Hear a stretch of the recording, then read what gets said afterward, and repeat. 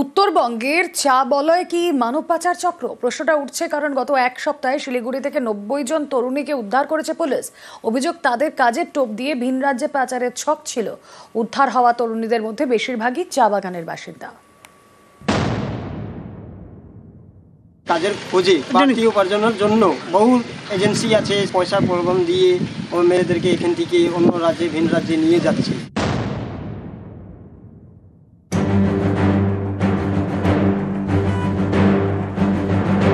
সাতাশে জুলাই রবিবার শিলিগুড়ি বাসস্ট্যান্ডে প্রধাননগর পুলিশের অভিযান। বেসরকারি একটি বাস থেকে 34 তরুণীকে উদ্ধার করা হয়। 22শে জুলাই এনজেপি স্টেশনে পুলিশের অভিযানে উদ্ধার 56 জন তরুণী। তরুণীদের ভিন রাজ্যে পাচারের চেষ্টার বিস্ফোরক অভিযোগ। উদ্ধার হওয়া তরুণীদের অধিকাংশই ডুয়ার্সের চা বাগানের বাসিন্দা। তাই তদন্তকারীদের সন্দেহ, পাচারকারীদের টার্গেট চা বাগান।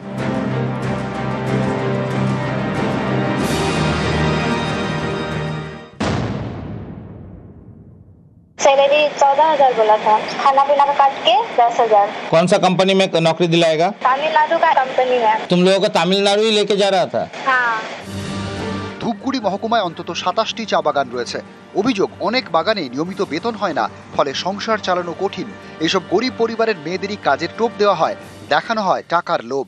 কাজের খোঁজে বাড়তি উপার্জনের জন্য বহু এজেন্সি আছে, পয়সা প্রলোভন দিয়ে ও মেয়েদেরকে এখান থেকে অন্য রাজ্যে ভিন রাজ্যে নিয়ে যাচ্ছে। যেখানে ইনকামের সোর্স অনেক কম, সেই জায়গাগুলোতেই দেখা যায় যে পাচারকারীরা অনেক বেশি সংখ্যা। ন্যাশনাল ইউথ পলিসি কিন্তু কোনো দিশা দেখাতে পারছে না। দিশা দেখাতে না পারার জন্য কি করছে, এটা কিন্তু প্রলোভনে চলে আসছে। মাঝখানে যাওয়ার পথে যে ওরা কোথায় চলে যায় অনেকেই ভাবা যায় না, কারণ অনেক লোক আছে যারা এখনও কিন্তু চা বাগানে নিখোঁজ। এরকম বাগান ধরুন ডুয়ার্সের অলমোস্ট প্রায় সব বাগানেই পাচারের শিকার কম বেশি আছে। বিশেষ করে ইউথরা 15 থেকে 29-এর ইউথরা এই প্রলোভনের শিকার হচ্ছে। একটা সময় দেখেছিলাম আরবিয়ান স্টেটগুলোতে বেশি চলে যাচ্ছিল। দুদফায় শিলিগুড়িতে তরুণীদের উদ্ধারের ঘটনায় চাঞ্চল্য ছড়িয়েছে। পাচারের অভিযোগে রবিবার এক মহিলা সহ 3 জনকে গ্রেপ্তার করে পুলিশ।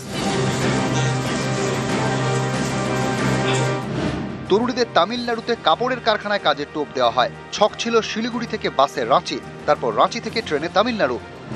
পাচার করে দিতে পারলে প্রতি তরুণী পিছু 4,000 টাকা। তামিলনাড়ুতে কোনো এক জায়গায় কাজ পাইয়ে দেবে নাম করে তাদেরকে নিয়ে যায়, যদিও তাদের কাছে লফুল অথরিটি বা ডকুমেন্টেশন সেরকম কিছু ছিল না। 34 জন এরকম মহিলাকে উদ্ধার করা হয়েছে। তারা বেশিরভাগই নাগরাকাটা, মেটেলি, কালচিনি, আলিপুরদুয়ার এইসব এরিয়ার।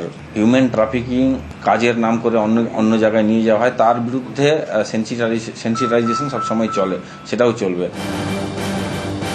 রকি চৌধুরী ও পার্থপ্রতিম সরকার, নিউজ 18 বাংলা।